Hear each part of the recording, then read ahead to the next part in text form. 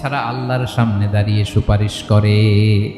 কার সাহস এত সুপারিশ করে? মনে করছেন বাবার দরবারে গেছেন, বাবা আপনার সুপারিশ করে জান্নাতে নিবে নাকি? আরে বাবার খবর কি হবে ওটাই তো বাবা জানে না। কথা বলেন। আপনি যে পীরের দরবারে যে সিজদায় পড়ে রইলেন, ওই পীরের অবস্থা কি হবে ওটার কোনো গ্যারান্টি আছে? এই সহজ হিসাবটা বুঝে না।